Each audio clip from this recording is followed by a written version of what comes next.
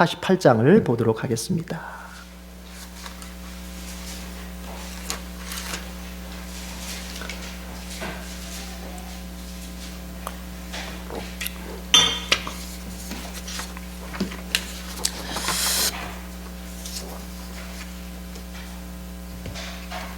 이제 요셉의 형제들, 요셉의 가족들이 가나안에서 내려와서 바로도 만났고 또 허락도 다시 한번 또 확인도 했고 해서 고센 땅에 정착을 하고 있습니다. 자, 그런 일이 있은 후에 어떻게 되냐면 요셉에게 들리기를 어떤 소식이 들려요? 아버지 야곱이 병이 들었다는 소식이 들려요. 그러자 이제 요셉이 두 아들, 자신의 큰 아들인 므낫셋과 작은 아들인 에브라임을 데리고 아버지를 찾게 됩니다. 자, 우리 표시 먼저 할게요. 5절, 48장 5절, 창세기 48장 5절, 망원경 표시하겠습니다. 망원경은 어떤 거죠? 동그라미 두 개죠? 여러분, 망원경은 왜 망원경이에요? 멀리서 볼 수 있는 거예요. 그러니까 사실은 우리가 붙인 제목에 직접적인 어떤 그 영향을 주거나 관계는 아니지만 그래도 우리가 기억했으면 좋겠다 하는 부분들, 아니면은 우리가 은혜스러운 구절들, 이런 것들을 망원경에 표시해요. 자, 5절 다 같이 읽어보겠습니다. 5절 시작. 내가 애굽으로 와서 내게 이르기 전에 애굽에서 내가 낳은 두 아들 에브라임과 므낫셋은 내 것이라. 루벤과 시므온처럼 내 것이 될 것이요. 자, 무슨 내용이냐면 아까 제가 얘기 드렸어요. 아버지 야곱이 병들자 요셉이 자기의 큰아들 므낫셋과 작은 아들 에브라임을 데리고 아버지를 이제 찾아온 거예요. 인사드리러, 병문안하러. 그러자 이제 요셉이 왔다는 소식을 듣고 나서 야곱이 이제 몸에 힘을 내서 침상에 걸터 앉습니다. 그리고 나서 이제 야곱이 뭘 얘기하냐면은 요셉에게 보자마자 하나님께서, 전능하신 하나님께서 내게 루스 땅에서 내게 나타나셔가지고 약속을 해주셨다. 내가 너에게 많은 자손을 줄 것이고 그리고 이 가나안 땅을 너와 네 후손들에게 주겠다고 그 전능하신 하나님께서 루스 땅에서, 여러분 루스가 어딘지 아세요? 루스? 그게 바로 베델이잖아요. 그러니까 원래 베델의 본 이름이 루스예요. 루스. 원래 그 땅 이름이. 근데 야곱이 거기서 하나님 복을 받은 다음에, 하나님 만난 다음에 이름을 자기가 바꿔버렸어. 그냥 이름을 바꿔버렸어. 그 땅 이름을 베델이라고 바꿔버렸어요. 베델이 무슨 뜻이냐면은 하나님의 집, 그런 뜻이잖아요. 베델이. 그래서 교회들 보면은 베델 교회 이런 이름들이 많아요. 그게 하나님의 집이라는 의미가 있기 때문에, 히브리어로. 그러니까 자기가 루스 땅이에요. 그런데 하나님을 체험했죠. 야곱의 사닥다리 내려와가지고 거기서 하나님 만남에 체험했잖아요. 하나님 임재 체험했잖아요. 그러면서 그 땅 이름을 바꿨어요. 그때 제가 이렇게 설교드렸어요. 말씀드렸어요. 우리가 세상에 살지만 하나님을 만난 체험이 있으면은 거기에 나의 신앙적 고백의 이름이 붙는다 그랬어요. 거기에. 그게. 그래서 야곱이 베델이라는 말은 원래 이름이 아니라 야곱이 자기 체험을 기억하기 위해서 거기다가 붙인 이름이에요. 베델. 근데 여기서는 이제 다시 야곱이 루스라고 원래 지명을 얘기해요. 그러니까 루스가 베델이에요. 자, 어쨌든 다시 한번 하나님께서 하신 말씀을 정리하면 이런 겁니다. 그 루스 땅에서 전능하신 하나님이 내게 나타나셔서 복을 주시면서 이런 말씀하셨다. 내가 너에게 많은 후손을 줄 것이고 그리고 이 가나안 땅을 너와 네 후손들에게 줄 것이다. 이렇게 약속을 하셨다는 거예요. 그러면서 야곱이 요셉에게 한 가지 청을 합니다. 청인지 명령인지, 청 같은 명령이겠죠. 요청 같은 명령이겠죠. 뭐냐면 내가 애굽 땅에 내려오기 전에 네가 낳은 두 아들이 있지 않느냐, 므낫셋과 에브라임, 그 두 아들을 내 양자로 입양하겠다. 네 아들 아니고 누구 아들이다? 이제 아버지 야곱의 아들로 입양하겠다. 이렇게 얘기를 해요. 므낫셋과 에브라임 다음부터 낳은 아들이 너의 아들이 될 것이다. 그래서 너의 아들 므낫셋과 에브라임은 이제 나의 아들 루벤이나 시므온이나 유다처럼 똑같은 학렬로 올려서 이제 그들에게 가나안 땅을 똑같이 분배해 줄 것이다. 이렇게 얘기를 해요. 그러니까 이스라엘이 12지파로 구성이 됐다고 얘기하잖아요. 12지파로. 그런데 엄밀히 말하면은, 더 정확히 말하면 사실은 13지파예요. 왜냐면은 요셉의 두 아들이 들어갔기 때문에. 자, 원래 야곱의 아들이 12명이잖아요. 근데 거기서 요셉이 빠지면, 요셉이라는 이름이 빠지면서 요셉의 두 아들 므낫셋과 에브라임이 들어가니까 13이 되는 거예요. 예. 그러니까 우리가 외형적으로는 12지파인데, 왜냐면 요셉 지파이기 때문에. 그래서 성경에서는 에브라임과 므낫셋을 합쳐서 말할 때는 요셉 지파 이렇게 얘기를 해요. 성경에서 요셉 지파. 그러니까 요셉은 두 몫을 받은 거예요. 복을 두 몫의 복을 받은 거예요. 요셉은. 예. 이것은 무슨 의미가 있냐면은 나중에 보면 이제 우리 49장 보면은 요셉을 실질적 장자로 인정합니다. 야곱이. 원래 야곱의 장자는 누구예요? 르우벤이거든요. 근데 르우벤이 나쁜 짓 했잖아요. 나쁜 짓 했잖아요. 기억하시죠? 나쁜 짓을 했어요. 그러면서 장자 권한을 박탈당해 버리는 거예요. 그리고 그 다음에 서열이 누구냐면은 시므온과 레이거든요. 차남, 삼남이 시므온과 레이인데 이 사람들도 일을 일으켰었잖아요. 어떤 일? 자기 여동생이 저기 좀 이렇게 나쁜 일 당했다고 어떻게 했어요? 할례 받으면 니들하고 결혼할게 해가지고 할례 받게 안 되면 어떻게 했어요? 다 죽여버렸잖아요. 그래서 야곱의 마음에 굉장히 그 어려움을 줬었잖아요. 그래서 그 사람들도 서열상 장자권을 계승할 수 없었어요. 그래서 어차피 야곱의 아들들 사이에서는 장유유서가 무너져 버린 거예요. 다. 그래서 야곱이 이제 이 가문을 살리는 데에 여러분 7년 대기근 속에서 누가 살렸어요? 요셉이 살렸잖아요. 이 가문을 죽지 않고 멸망할 수밖에 없었던 가문을 죽지 않고 멸망하지 않고 살아날 수 있도록 큰 공헌을 한 요셉에게 야곱이 장자권을 주게 되는 거예요. 그러면 장자는 항상 두 몫을 받아요. 두 몫을 받아요. 두 몫을. 왜냐하면 부모님을 또 모시기 때문에. 그래서 요셉에게 지파의 땅을 두 몫을 주게 되는 거예요. 근데 그걸 누구 이름으로 주게 되냐면은 바로 요셉의 아들 므낫셋과 에브라임의 이름으로 주게 되는 거예요. 그리고 우리가 보통 12지파 하면은 거기에 므낫셋과 에브라임이 끼게 되는 것입니다.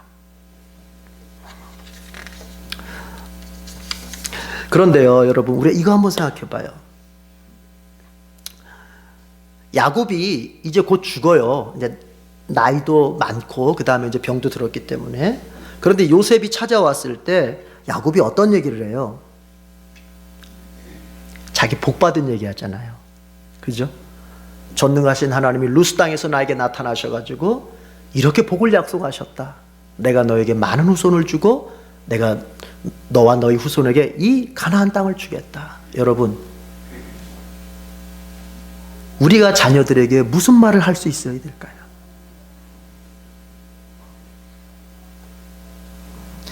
야곱은 그 요셉과 두 손자가 찾아왔을 때 그 아픈 몸을 일으켜서 해준 얘기가 다른 얘기가 아니었어요. 나에게 복을 주신 하나님을 간증하고 있어요.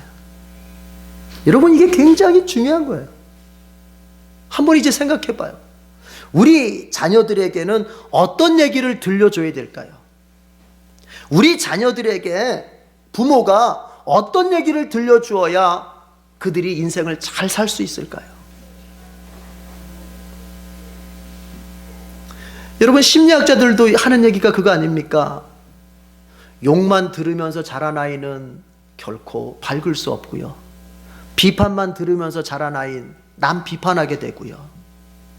부정적인 얘기 들으면서 자란 아이 생각을 부정적으로밖에 할 수 없고요. 그 얘기는 어떤 얘기예요? 뭘 의미해요? 자녀들이 부모와의 관계 속에서 무엇을 많이 듣느냐가 이렇게 중요하다는 거예요. 그런데 우리는 자꾸 그 들려주는 것에 대한 중요성은 간과한 채 이거 배우게 하고 저거 배우게 하고 그래서 좋은 대학 갈 수 있도록 만들어주면 그게 부모 역할 다 하는 줄 알아요. 여러분, 앞으로의 세상은 바뀝니다. 우리나라도 어느 대학을 나왔느냐가 아니고 그 사람이 어떤 사람이요 어떤 능력을 가졌느냐로 평가되는 세상이 반드시 옵니다. 점점 그렇게 돼가고 있어요. 지금요, 제가 신문에서 봤어요. 우리나라 소위 말하는 스카이대를 나왔어도 여러분 그 졸업장 자체가 취업을 보증하는 시대가 아니더라고요. 지금은. 예. 기업들도 이제는 그 사람이 어떤 정말 창조적인 능력을 가지고 있느냐를 자꾸 보더라고요. 좋은 현상이에요. 좋은 현상. 그런데 여러분, 그 사람의 댐댐이라든지 그 사람의 창조적인 능력이라고 하는 것은 다른 데서 나오는 게 아니에요. 나의 지난 어린 시절을 어떻게 보냈느냐에서 나오는 거예요. 반드시 그렇습니다. 그 어린 시절에 여러분, 자기의 울타리라고 하는 것은 부모거든요. 부모. 그게 그에게 있어서는 월드예요. 세상이에요. 전 세계예요. 그렇잖아요. 그 어린아이에게서 전 세계라고 하는 것은 그 부모예요.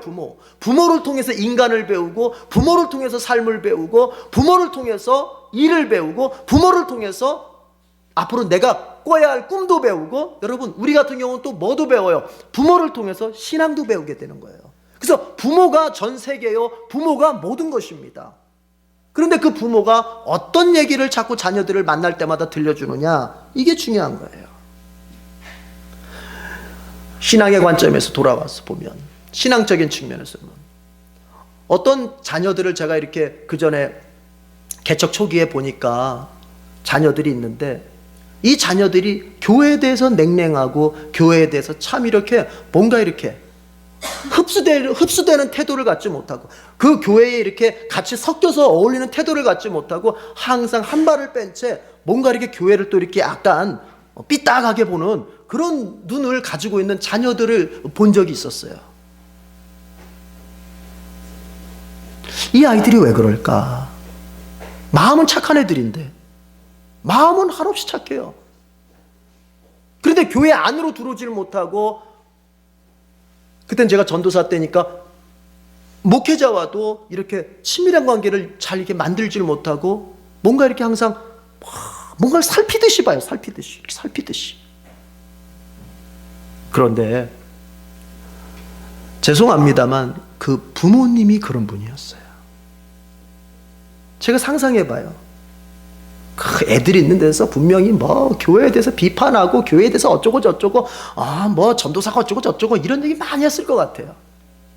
여러분, 그렇게 들은 아이가 교회에 와서 어떤 마음으로 신앙생활하고 교회생활을 할 수 있겠어요? 못하는 거예요.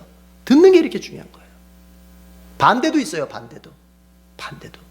정말 마음을 연 채로 교회생활, 그냥 같은 또래 아이들하고 그렇게 잘 어울리고, 전도사가 뭐 좀 하자, 같이 하자 그러면, 예, 전사님.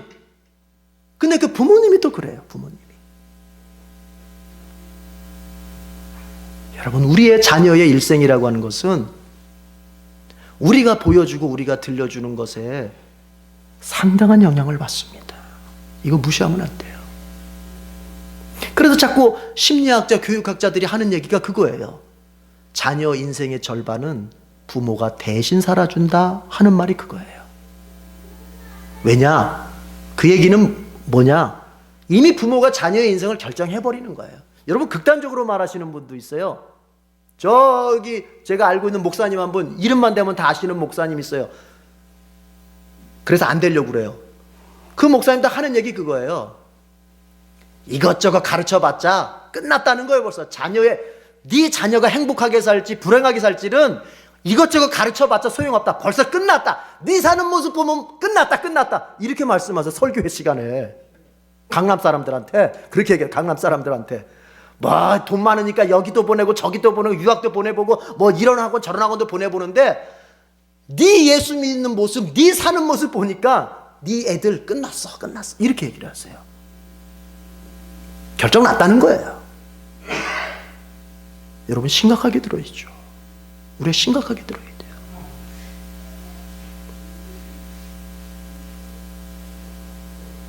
우리 자녀들의 인생을 우리 스스로가 끌어내리고 있지는 않은지 잘 생각해 봐야 돼요.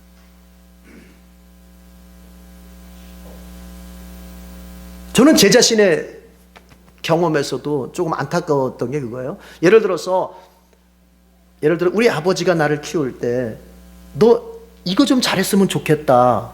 원하는 게 있단 말이에요. 그러면은 예를 들어서 공부를 잘했으면 좋겠다 그러면은 여러분 공부를 잘하기를 원하면은 공부할 수 있도록 후원을 해줘야 되잖아요. 근데 공부를 못하게 만들어. 마음을 불안하게 만들고 자꾸 하루하루를 무슨 살얼음판을 걷는 것처럼 어린아이의 마음을 그렇게 만들고, 그럼 마음이 불안해서 어떻게 앉아서 공부하겠어요? 그래서 내가 공부를 못했다는 게 우리 부모님 탓이란 소리가 아니라, 여러분 내가 내 자식에게 정말로 잘 살기를 바라고 잘 되기를 바라면 그것을 후원할 수 있는 방향으로 내 인생의 방향이 설정이 되고 밀어줄 수 있어야죠. 바라는 것은 많으면서 그냥 내가 말하는 거는 그 원하는 것, 내 자녀가 잘 되는 방향으로 가기를 원하면은 내 말하는 것이 그 방향으로 갈 수 있도록 후원하는 말들이 나와야 돼요.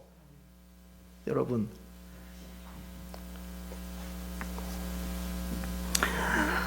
어떤 얘기를 들려줄 때 우리 자녀들이 잘 살아갈 수 있을 거라고 생각하십니까? 부모된 마음은 그럴 거예요. 자녀들에게 물려주고 싶은 것도 많고 들려주고 또 가르쳐주면서 그 인생을 잘 준비시켜주고 싶은 마음이 부모 마음일 거예요. 그럼 뭘 들려주고 도대체 뭘 배우게 할 것이냐 고민해야죠.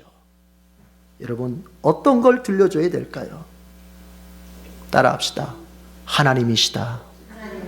하나님이시다. 여러분, 이스라엘의 교육은 정말 이게 독특한 교육이 바로 여기 있어요.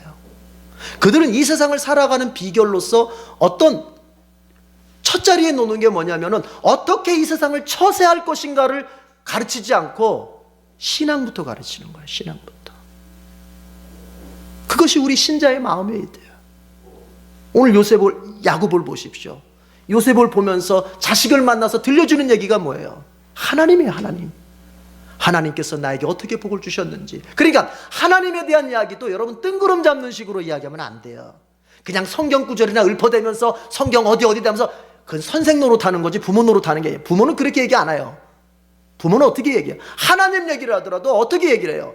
야, 아무개야, 내가 말이야 이렇게 기도했을 때 하나님 나를 이렇게 너 알지? 그때 아빠가 어려운 일 당했을 때 알잖아. 그때 아빠가 하나님 앞에 기도 이렇게 했거든? 하나님 이렇게 도와주시더라. 이게 하나님 얘기하는 거예요. 이게 하나님 얘기하는 거예요. 무슨 막 성경을 읊어대면서 막 가르치는 게 아니라. 그러면 그 아이들이 안 듣는 것 같아도, 정말? 이러면서 무시하는 것 같아도 그 마음속에 그게 새겨지는 거예요. 영혼 속에 새겨지는 거예요. 하나님 얘기를 한 번, 두 번, 한 달, 두 달, 1년, 2년 계속 들려주면 이게 쌓이고 누적되거든요. 그러면 그 아이가 어렸을 때, 자기 인생도 아빠 나이쯤 됐을 때, 자기가 살면서 어려움을 겪을 때 그 아빠 얘기가 생각이 나는 거예요. 내가 어려웠을 때 이렇게 기도했더니 하나님께 도와줬다. 이게 생각이 나는 거예요. 우리 아빠도, 우리 아버지도 그때 그렇게 하셨는데 나도 그렇게 한번 해봐야겠다.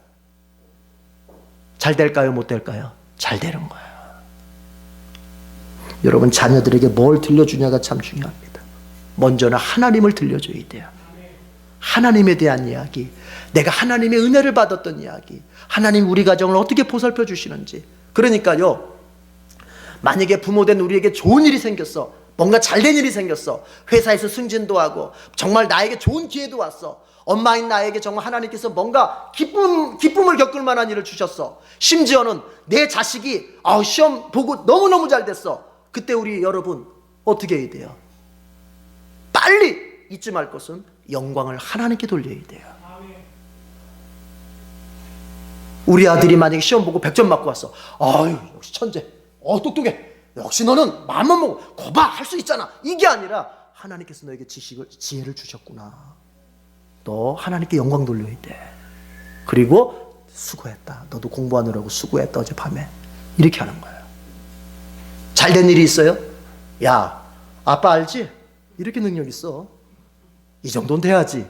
이게 아니라 아빠는 부족한데 하나님이 이렇게 복을 주셨다. 하나님께 영광을 돌리는 거예요. 그러면 그 아이가 뭘 배워요? 내게 좋은 일이 일어날 때는 그걸 다 하나님께 영광을 돌리는 거구나. 그러면 여러분, 하나님께서 그 자녀를 더 복 주시지 않겠어요? 그리고 그것은 어떤 효과가 있어요? 나에게 일어나는 모든 일이 누구와 관계가 있다? 하나님과 관계가 있다. 여러분, 이 마인드를 심어주는 게 바로 신앙을 심어주는 거예요. 신앙을. 나에게 일어나는 일, 그렇다면 나에게 좋은 일만 일어납니까? 여러분, 때로는 내 보기에 불행하고 내 보기에 슬픈 일도 일어납니다. 그러면 이 일은 하나님과 관계가 없을까요? 아니죠. 이것도 하나님과 관계가 있을 것이다. 하나님 반드시 이거 이길 수 있도록 역사하실 것이다. 나에게 일어나는 모든 일을 하나님과 연관지어서 생각할 줄 아는 것, 이게 신앙적 마인드예요. 이걸 들려줘야 돼요. 따라합시다. 하나님을 들려주자. 그러니까 하나님을 들려주자고 하는 게 하나님이라는 이름, 하나님 이 글자를 말하는 게 아니라 어떤 건지 아시겠죠? 근데 그것만 있으면 안 돼요. 두 번째가 있어요. 뭐냐면 사랑을 들려줘야 돼요. 뭘 들려줘요? 사랑을 들려줘야 돼요. 여러분, 저는 제 자녀들에게 가지고 있는 소망 중에 하나가 이게 있어요. 여러분은 여러분의 자녀가 어떤 사람이 되기를 원하세요?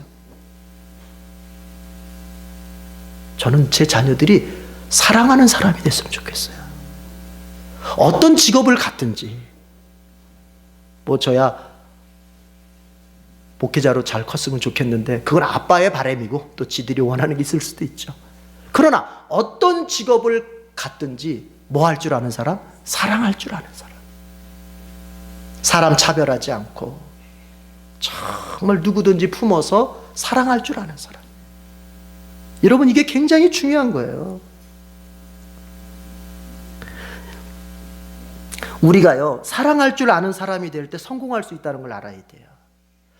직장 생활하는 사람들의 얘기를 거의 다 들어보면요, 특별히 기독교인들 얘기를 들어보면요, 직장 생활하면서 제일 어려운 문제가 여러분 업무적인 문제일 것 같아요? 아니에요. 인간관계 문제예요.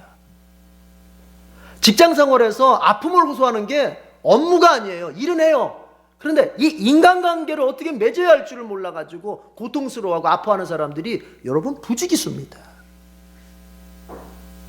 인간관계 때문에 직장을 오래 못 다니는 사람들이 많아요. 처음에 들어가서는 잘 이렇게 올리는 것 같다가 꼭 지나고 나면은 아우 저 사람이 나 미워하는 것 같고 이러면서 꼭 끝나 그냥. 근데 그게 왜 그럴까요? 그 사람 자신이 남을 사랑할 줄을 몰라서 그래요. 그 사람들이 나를 해코지해서 내가 아픈 게 아니라 내 자신이 다른 사람을 사랑할 줄 몰라서 그래요. 아니, 어느 직장에 간들 뾰족한 사람 없겠습니까? 어느 직장을 간들 다 내 마음 편하게만 하는 사람만 있겠습니까? 불편하지 않은 사람이 있죠. 근데 그런 사랑할 줄 아는 사람이 되면요, 그런 사람들까지도 이상하게 큰 바다처럼 품고 가게 되는 거예요. 교회도 마찬가지예요. 여러분, 남 탓하지 맙시다. 한번 따라해 봅시다. 내 마음이 아픈 것은 어쩌면 내가 사랑할 줄 모르기 때문일지도, 사랑할 줄 모르기 때문일 수도 있다. 그런 거예요. 자꾸 저 집사님 때문에 아프다, 저 성도 때문에 아프다, 아니 목사님 때문에 아프다, 이렇게 말하지 말고요, 어쩌면 내가 그것까지도 사랑할 수 있는 사랑의 능력이 부족해서가 아닐까 생각해 보면 여러분, 문제는 의외로 간단하게, 의외로 쉽게 해결될 수 있습니다. 그러나 자꾸 그 원인을 나에게서 찾지 않고 자꾸 다른 사람에게서, 남편에게서, 아내에게서, 내지는 교회 지체에게서, 더 나아가서는요, 이 사회가 글러먹었어 하면서 이렇게 하는 사람들은 답을 어디서 찾아요?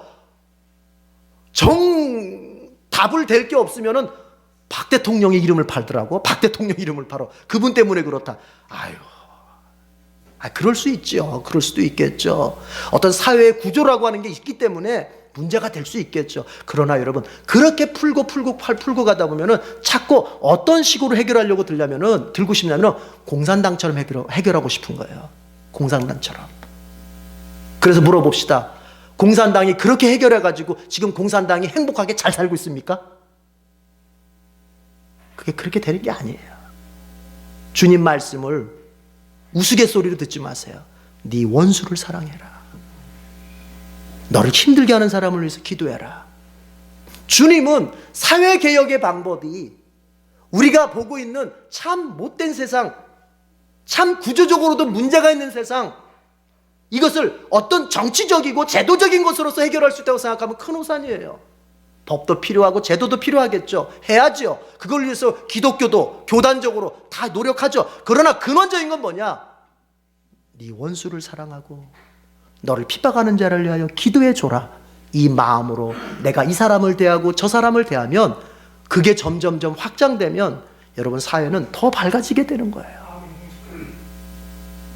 우리 기독교인들이 세상으로부터 조금 실력이 없어, 신앙의 실력이 없어, 신앙이 하수야 라고 손가락질 받는 이유 중에 하나가 뭔지 아세요? 기도하면서 내 것을 찾는 데는 아주 도 같았어요. 주여 주시옵소서. 막 내 복을 찾는 데는 아주 도사들이에요. 그런데 문제는 뭐예요? 네 원수를 사랑하고 너를 핍박하는 자를 위해 기도해라. 이거는 감당을 못하는 거예요. 그러니까 뭐예요? 신앙의 실력이 없는 거예요. 하수인 거예요. 자, 좋습니다. 우리 기독교인들이 천만이라고 정말 가정을 해봅시다. 천만의 기독교인들이 예수님의 그 정신을 본받아서 나를 괴롭히는 사람도 내가 품어주면서 기도해주고, 내 원수로 보이는, 나의 라이벌로 보이는 사람들에 대해서도 내가 미워하지 않고 그들을 사랑으로 대할 수 있다면, 한 사람이 그렇게만 대해도 2천만의 사람이 행복을 느끼지 않겠어요? 2천만의 사람이? 그러면 이 인구의 절반은 행복해지는 거예요. 여러분, 인구의 절반이 행복해진다면 사회는 바뀌게 되는 거예요. 대세라는 게 있기 때문에, 대세, 흐름이라는 게 있기 때문에, 트렌드라는 게 있기 때문에 바뀌는 거예요. 그러나 우리 기독교인이 그렇게 못 살아요. 근데 여전히 똑같이 나한테 잘해주는 사람한테는 잘해주지만 내 마음 아프게 하는 사람에 대해서는 그랬어? 넌 두고 봐. 똑같아요. 사랑하는 사람으로 키웁시다. 그리고 우리 어린 자녀들만 해당되는 거 아니에요. 여러분 다 장성한, 심지어 결혼한 자녀에게도 항상 이제 아버지로서 어머니로서 들려줄 수 있는 말은 정말 하나님 잘 섬겨야 된다. 그리고 자꾸 사랑하며 살아야 된다. 부부지간에도 자꾸 사랑해야 된다. 부부지간에 자꾸 사랑해야 돼요. 비판하고 옳은 소리 하려고 하지 말고, 이렇게 받아주고 이해해주고 자꾸 사랑하려고. 그럼 분명히 여러분 가정의 분위기가 달라지는 거예요. 자, 어떤 얘기 들려줘요? 하나님 얘기를 들려줘요. 어떤 얘기를 들려줘요? 사랑 얘기 들려줘요. 그래서 여러분의 가정이 정말 복된 가정 되기를 바랍니다. 그러려면 이렇게 살아야 되겠죠. 내가 먼저 하나님을 찾고 하나님 중심으로 살면서 내가 먼저 사랑하는 사람이 되어야 할 것입니다. 나는 그렇게 안 살면서 내 자녀들에게는 그렇게 살라고 말하는 것은 아이들이 벌써 알고요. 벌써 뒤에 가서는, 뒤돌아서서는요, 딴 얘기 하더라고요. 우리 애들도 벌써 그 나이가 됐어요. 아빠는 안 하면서 이러면서 가요. 와, 놀랐어요. 제가 이삭이가 그러더라고요. 아빠도 그렇게 하잖아. 그러면서 이렇게 하더라고요. 충격받았어요.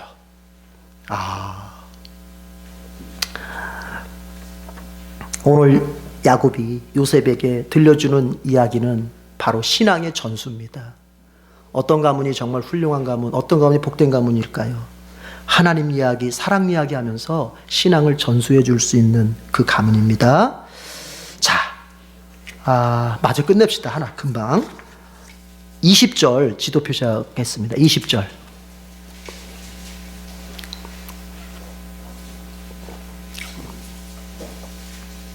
지도 표시하겠습니다. 자, 다 같이 읽겠습니다. 시작. 그날에 그들에게 축복하여 이르되 이스라엘이 너로 말미암아 축복하기를 하나님이 내게 에브라임 같고 므낫세 같게 하시리라 하며 에브라임을 므낫세보다 앞세웠더라. 자, 이제 앞에서 야곱이 그랬잖아요. 요셉아, 네 두 아들 므낫세, 에브라임 내 아들 삼겠다 그랬죠. 그런 다음에 이제 그 요셉의 두 아들을 축복하는데 요셉이 이렇게 했어요. 자기의 큰 아들은 아버지 오른쪽에다가 딱 앉히고 자기의 작은 아들 에브라임은 아버지 왼쪽에다가 앉혔어요. 그러면 이제 어떻게 축복하면 돼요? 야곱이 이렇게 올리면 되잖아요. 이렇게 오른손을 큰 아들 므낫세 뒤에다가, 왼손을 이제 작은 아들 에브라임 위에다 올리면 되잖아요. 근데 야곱이 축복 기도를 하는데 손을 이렇게 바꿔버려요. 이렇게 바꿔요. 오른손을 둘째 위에다 올리고 에브라임에다 올리고 왼손을 장남 므낫세에다 올린 거예요. 그러니까 이거를 요셉이 별로 안 좋게 생각했어요. 그래서 아버지한테, 아버지가 눈이 어두워서 못 보거든요. 지금 못 봐요. 성경에 그렇게 나와 있어요. 눈이 어두워서 못 본다고 해요. 그러니까 이제 혹시 너무 눈이 어두우셔서 못 보셔서 그런가? 그래서 요셉이 그럽니다. 아버지, 이쪽이 장남인데요. 이쪽이 장남인데요. 그러니까는 야곱이 하는 말이요. 얘야, 나도 안다. 못 본 게 아니었어요. 일부러 그런 거였어요. 나도 알아. 어느 쪽이 장남인지 나도 알아. 물론 네 아들 므낫셋, 그렇죠? 장남, 그 장남도 크게 될 것이다. 그러나 차남 에브라임이 더 크게 될 것이다 하면서 이렇게. 여러분 가만히 생각해 봐요. 왜 그랬을까? 야곱은 어떤 경험이 있어요? 야곱 자신이 쌍둥이 형제였잖아요. 쌍둥이 형제. 형 에서가 있었잖아요. 형 에서가 원래 축복을 받았어야 되잖아요. 형식적으로는. 그런데 결과적으로는 자기가 뺏었잖아요.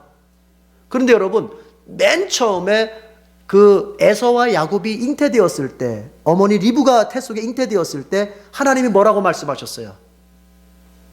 너에게 두 민족이, 네 태 속에 두 민족이 있다. 그런데 큰 자가 작은 자를 섬기게 될 것이다. 이미 하나님께서 누구를 더 축복해야 되는지 말씀을 하셨어요. 하나님의 뜻을 보여줬어요. 그런데 그 부모가 편애와 부주의 때문에, 뭐와 뭐 때문에? 편애와 부주의. 아버지 이삭이 누굴 더 좋아했어요? 에서를 더 좋아했어요. 큰아들을 더 좋아했어요. 막 사냥해 오고 맛있는 거 해오면 먹고 좋아했어요. 엄마는 누구 좋아했어요? 야곱을 좋아했어요.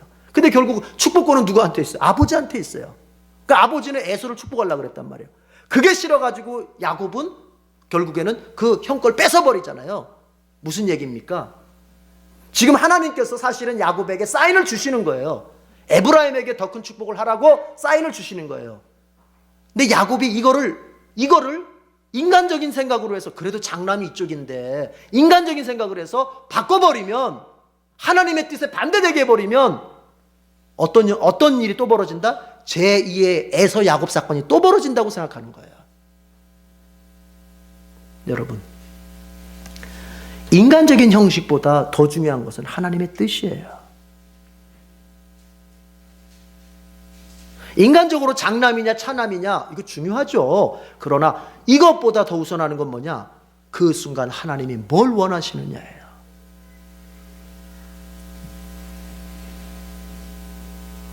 하나님의 특별한 뜻이 없을 때는 우리가 보통 세상의 법이라고 하는 것, 세상의 규칙이라고 하는 것, 그리고 세상의 교양이라고 하는 것을 따라서 살 필요가 있지요. 매너를 지키죠. 그죠? 그러나 때로는요, 하나님께서 세상의 법을 거슬릴 정도로 세상의 규칙을, 세상의 교양을 거슬려야만 감당될 수 있는 일 앞에서는 하나님의 뜻을 먼저 쫓기를 원하십니다. 아시겠어요? 자, 예를 들어 봅시다. 우리 여자분들 제사 문제죠. 제사 문제.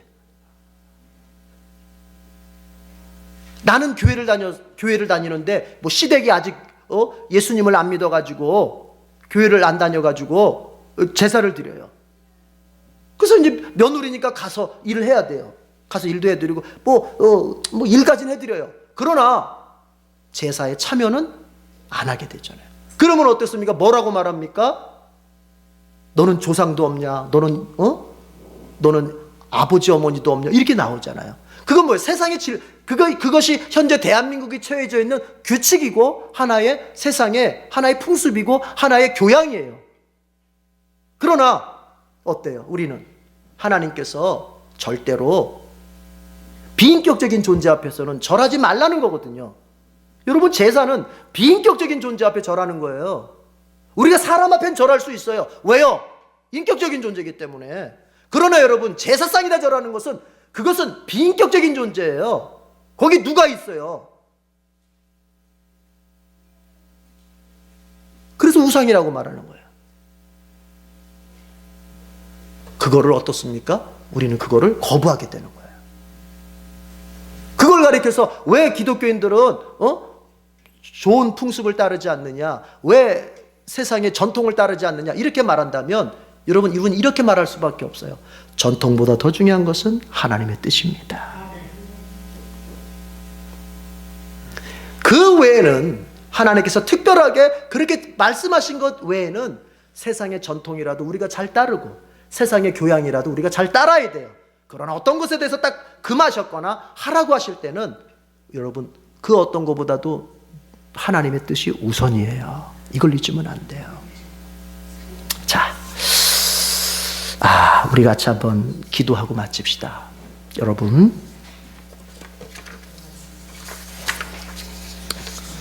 우리 가정, 우리 가문이 어떻게 하면 복될 수 있을까요? 믿음의 전수가 잘 이루어져야 됩니다. 믿음의 전수가 잘 이루어지려면 여러분의 입술에서 어떤 말이 나오느냐, 그리고 여러분이 보여주는 삶의 모습이 무엇이냐가 참 중요합니다. 하나님, 그리고 사랑. 하나님 잘 믿는 가정이 되자. 그리고 사랑할 줄 아는 사람 되자. 이것을 우리가 말해줄 수 있어야 돼요. 우리 가정 하나님 이렇게 살아서 정말 항상 야곱의 가문처럼 복된 가정 되게 해달라고 먼저 한번 기도하십시다. 다 같이 기도하겠습니다.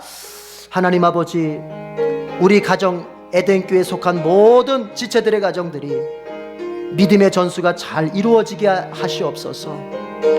모였을 때 그들이 하나님 이야기를 나누며 하나님과 함께 삶을 살았던 간증들, 하나님으로부터 복을 받아 기뻐하며 누렸던 간증들, 하나님께서 그 삶을 어떻게 인도하셨는지에 대한 그 나눔들이 가정에 주님 풍성하게 하셔서 항상 하나님으로 말미암는 인생이 될 수 있도록, 가정이 될 수 있도록 주여 인도해 주시옵소서. 또한 주님, 사랑의 사람이 되도록 우리가 잘 세워가야 되겠습니다.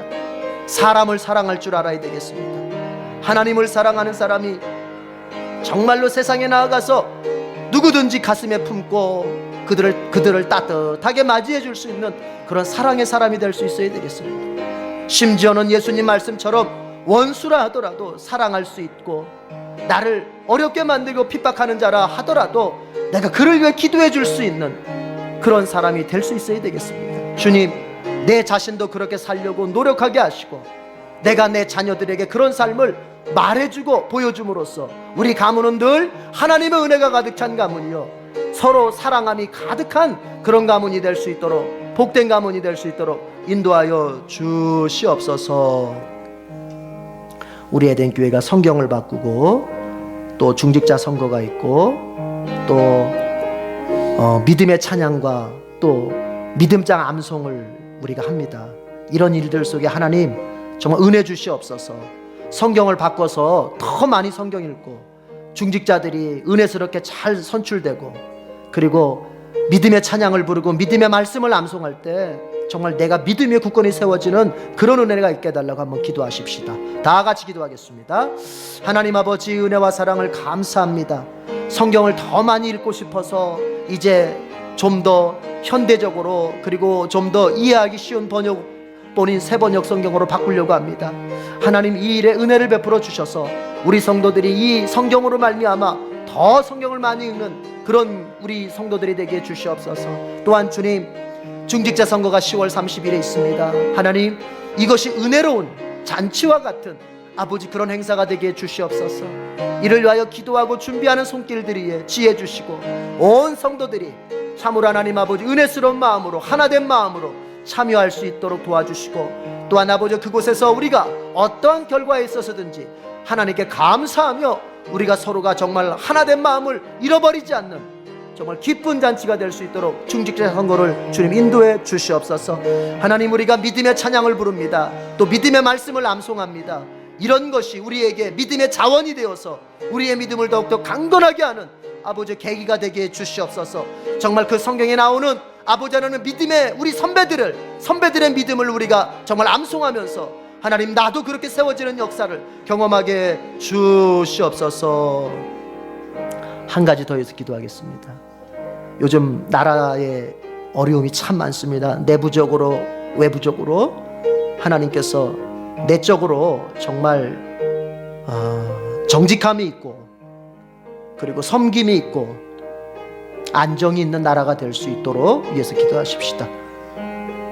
또한 외부적으로 우리가 여러 가지 외교 문제 속에서 정말 지혜롭게 잘 감당해서 북한이라든지 여러 국가들과의 관계 속에서 이 나라의 그 미래를 잘 창출해 나갈 수 있도록 하나님께서 지혜를 달라고 그렇게 기도하십시다. 또 경주 쪽에 지진이 계속되고 있고 이곳저곳에서 큰 대형 사고들이 많이 일어나고 있습니다. 노사 간의 갈등도 심하고요. 하나님 이 나라에 평화를 달라고 우리 같이 한번 기도하십시다. 다 같이 기도하겠습니다. 하나님 아버지, 이 나라를 주님께서 붙들어 주시옵소서. 주님, 내부적으로 갈등이 참 심합니다. 노사 간의 갈등, 아버지 정계의 갈등, 국민과 지도자들의 갈등, 하나님 행정부와 입법부의 갈등, 이루 말할 수 없습니다. 주님, 이 모든 갈등 속에 평화를 주시옵소서. 또한 우리가 주여 원하옵는 것은 이 나라가 정직하게 되는 것입니다. 속이는 사람들이 참 많습니다. 지도자급에 있는 사람들일수록 그 정직함이 더욱더 주님 요구될 텐데 하나님 오히려 도덕적 해이가 아버지와 만무하고 있습니다. 주님, 정말 이 나라 속에 어느 누구에게서든지 정직함이 주님 정말 보여질 수 있는 그런 나라가 되게 해 주시옵소서. 하나님, 지도자일수록 더욱더 정직함과 섬김을 아버지 하나님 몸소 실천할 수 있는 그런 나라가 되도록 인도해 주시옵소서. 오 주님, 또한 이 나라가 경제적으로 어렵습니다. 이 경제적 어려움이 우리 신자들의 삶에도 큰 영향을 주고 있습니다. 하나님, 안정을 허락해 주시옵소서. 경제적 안정을 주셔서 우리 젊은이들이 일할 수 있도록 일터로 주님께서 아버지 하나님 인도해 주시옵고, 주여 일하지 못해서, 그래서 아버지 물질을 구하지 못해서 가정이 파탄나는 일이 없도록 하나님 이 나라의 경제적 안정을 허락해 주시옵소서. 주님, 북핵의 문제로 하나님 어려움을 겪고 있습니다. 세계 열강과 계속 갈등의 관계에 있습니다. 해경의 배가 침몰당하고 이런 속에서도 우리의 주권을 아버지 주장할 수 없는 아직도 약한 나라임에 아버지 하나님의 모습을 보게 됩니다. 하나님, 이 나라를 주님께서 지켜 주옵소서. 특별히 주여 전쟁의 위협으로부터 지켜주시고 세계 열강들의 아버지 하나님이여 정말 이익거리가 아니라 우리 자신들의 아버지 안전을 정말 창출해 갈 수 있는 지혜로운 아버지 대한민국이 될 수 있도록 인도해 주시옵소서. 하나님 아버지, 정말 지진이 계속 일어나고 있습니다. 아버지 하나님, 이런 중에 우리 나라가 정말 아버지 안전할 수 있도록 주님께서 지켜 주시옵소서. 하나님 아버지, 정말 우리 에덴교회에 속한 성도들의 가정들마다 믿음의 전수, 정말 하나님의 복된 이야기, 그리고 사랑하는 이야기, 이런 것들을 통하여 믿음의 전수가 잘 일어나서 야곱의 가문이 계속 복을 누렸듯이 우리도 복을 누리는 가문들이 되게 해 주시옵소서. 주님, 우리가 성경을 바꾸고 중직자를 세우고 또 우리가 찬양을 하고 말씀을 암송하는 이런 사역들이, 행사들이 주님 안에서 은혜스럽게 잘 이루어질 수 있도록 도와주시옵소서. 이 나라를 꼭 지켜주시옵소서. 이 나라를 위하여 깨어 기도하는 주님의 종들을 기억하셔서 이 나라가 그 어떤 것으로서도 지켜질 수 없습니다. 주님의 강한 능력의 발이 보호하셔야만 됩니다. 주여, 이 대한민국을 세계 모든 열강 속에서 지켜주시고, 악으로부터 지켜주시고, 전쟁으로부터 지켜주시고, 내부적 갈등으로부터 지켜주시옵소서. 우리 젊은이들에게 일할 수 있는 일터를 열어주시고, 이 대한민국에 사는 것이 자긍심이 느껴질 수 있는 우리 국민들이 될 수 있도록 인도해 주옵소서. 우리 주님의 은혜가 주중 남은 삶 속에서도 함께 하실 것을 믿고 예수님의 이름으로 기도드립니다. 아멘.